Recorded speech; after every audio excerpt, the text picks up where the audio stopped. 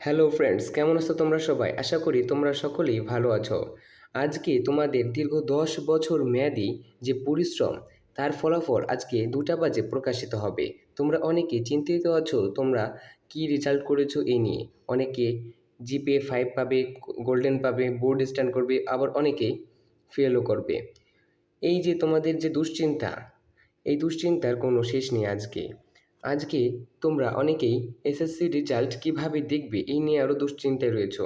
আজকের এই ভিডিওতে আমি তোমাদের এই সমস্যা দূর করব। চলো দেরি না করে শুরু করি। তোমার মোবাইল ফোন অথবা কম্পিউটারে ক্রোম বা যে কোনো ব্রাউজার খুলে কিভাবে আমরা এসএসসি পরীক্ষার রেজাল্ট জানতে পারি সেই বিষয়ে আজকের এই ভিডিওটি তৈরি করা হয়েছে।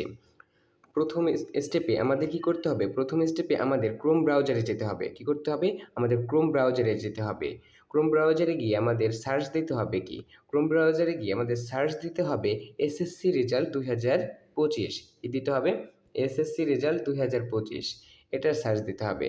এটা দেওয়ার সাথে সাথেই আমাদের যা খুঁজছো তা একবারে খুব কাছেই রয়েছে। তোমরা সাহস করে খুঁজে নেবা। কি খুঁজবা? সেটা খুঁজতে হবে eboardresults.com। এখানে টাচ দিতে হবে। এখানে ক্লিক করার সাথে সাথেই তোমাদের ওয়েবসাইটে প্রবেশ করা শুরু করবে। ওয়েবসাইটে ঢুকে আমাদের কি করতে হবে? আমাদের বিসমিল্লাহ রহমানির রহিম বলে ফর্মটি পূরণ করব। কি করব? ফর্মটি পূরণ করব। বেশি দুশ্চিন্তা হলে পড়ো, হাসবুনাল্লাহি ওয়া নি'মাল ওয়াকিল, মহান আল্লাহ তাআলাই আমার জন্য যথেষ্ট। এই বলে আমরা চতুর্থ স্টেপে শেষ করব। পঞ্চম স্টেপে কি করতে হবে? Name of examination. আমাদের পরীক্ষাটা কী ছিল? পরীক্ষাটা কি? আমরা তো সবাই এসএসসি পরীক্ষা দিয়েছি, দাখিল বা ইকুইভ্যালেন্ট। মানে আমরা এটা চাপ দেব। কোনটা দেব? এসএসসি দাখিল ইকুইভ্যালেন্ট। এসএসসি দাখিল ইকুইভ্যালেন্ট এটা টাচ দেব। তারপর কি করব? এটা দেওয়ার সাথে পরবর্তীতে আমরা দেব এসএসসি 2025, অর্থাৎ ইয়ার অফ এক্সামিনেশন। কোন বছরে তুমি পাস করছো? আমরা তো সবাই 2025-এ পাস করছি, এজন্য দেব 2025। এটাই ভরাট করব।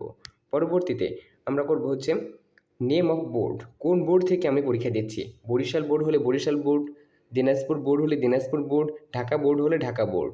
যে বোর্ড থেকে তুমি পরীক্ষা দিচ্ছ সেটা সিলেক্ট করো। পরবর্তীতে আমাদের করতে হবে type of result. Type of result, এটা কি তুমি নিচেরটা দেখতে চাও, বা তোমার স্কুলেরটা দেখতে চাও, বা সেন্টার বা তোমার যে যে সেন্টার থেকে তুমি পরীক্ষা দিছো সেটা দেখতে চাও?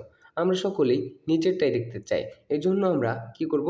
সবসময় সবসময় সিলেক্ট অন, এই যে সিলেক্ট অন অপশনটা আছে এটা ভরাট করব।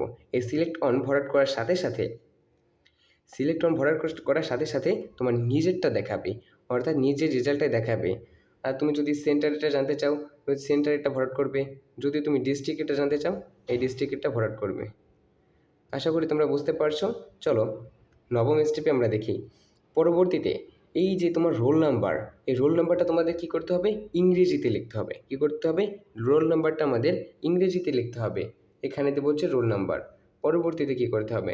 পরবর্তীতে দিতে হবে রেজিস্ট্রেশন নাম্বার। রেজিস্ট্রেশন নাম্বারটা আমাদের এখানে লিখতে হবে। পরবর্তীতে এই যে এই যে সিকিউরিটি, এই যে ক্যাপচা দেখে সে সিকিউরিটি কি টাইপ করতে হবে। এটা কি লেখা আছে? এমন এখানে লেখা আছে 3889। এই যে এইটা টাইপ করতে হবে। এই যে 4 ডিজিটের যে সংখ্যাগুলো আছে এগুলো আমাদের এটা টাইপ করতে হবে, তাও আবার করতে হবে ইংলিশে। পরে কি করতে হবে? আমাদের এই ভিউ রেজাল্ট এখানে ক্লিক করতে হবে। পরবর্তীতে আমাদের 10 নম্বর স্টেপে এই সে যখন আমরা এই লম্বা দীর্ঘশ্বাস নিয়ে ভিউ রেজাল্টে ক্লিক করতে হবে, তাহলে আমরা এই যে আমার 10 বছর দীর্ঘমেয়াদী যে পরিশ্রম তার একটা ফলাফল আমরা দেখতে পাবো। তোমাদের এই সময় এসে হাত কাঁপবে যে কী করেছে, ফলাফলটা কী হবে, এই নিয়ে তোমরা অনেক দুশ্চিন্তায় আছো। ভয় না করে বিসমিল্লাহ বলে চাপ দিবে, তোমাদের রেজাল্টটা পেয়ে যাবে। অবশেষে তোমাদের অপেক্ষার প্রহর শেষ হবে। অতঃপর পড়ো আলহামদুলিল্লাহ। আর তোমরা যে সমস্যাগুলো ফেস করবে সেগুলো হচ্ছে ওয়েবসাইট স্লো থাকতে পারে, কিছুক্ষণ অপেক্ষা করো, আর রেজাল্ট পাবলিশ হওয়ার পরে চেক করো। আর তোমরা যারা এভাবে ওয়েবসাইটে না গিয়ে শুধু এসএমএসের মাধ্যমে রেজাল্ট জানতে চাও, তারা কি করবে? মোবাইল ফোনের মেসেজ অপশনে যাও। তারপর কি করবা? টাইপ করো এসএসসি স্পেস বোর্ডের নামের প্রথম 3 অক্ষর, বোর্ডের নামের প্রথম 3 অক্ষর। যেমন আমি লিখেছি বোর্ডের নাম, আমি যেমন ঢাকা বোর্ড থেকে পরীক্ষা দিয়েছি, সেটা হচ্ছে DSA, কে এ ঢাকা। ঢাকার প্রথম 3টা অক্ষর হচ্ছে DSA। এটা আমরা কী করেছি, বড় হাতের অক্ষরে লিখতে হবে। তারপর দিতে হবে স্পেস, তারপর দিতে হবে রোল নাম্বার। যেমন রোল নাম্বার 161619 বা 123456, এটা যে কোনো একটা রোল নাম্বার দিতে হবে। স্পেস দিতে হবে পাশের বছর, যে বছর পাস করা হয়েছে। যেমন এখানে কি করা হয়েছে, পাস করা হয়েছে 2025 সালে, এখানে 25 লেখা হয়েছে। আমি এখানে একটা এক্সাম্পলও রেখেছি। এক্সাম্পল কি লিখেছি, প্রথমে দিতে হবে হচ্ছে এসএসসি। এসএসসি দিলাম, এসএসসি দেওয়ার পরে এসএসসি দিলাম, পরে দেবো কি স্পেস। স্পেস কীভাবে দেবো, একটু ফাঁকা দেব। এসএসসি স্পেস তোমরা দিতে পারো। পরে লিখবো বোর্ডের নামের প্রথম 3টা অক্ষর। যেমন DSA, ঢাকা, ঢাকার DSA হচ্ছে ঢাকার নামের প্রথম 3টা অক্ষর। স্পেস দেব, স্পেস দেওয়ার পরে দেবো হচ্ছে পাশের রোল নম্বর, স্পেস দেব।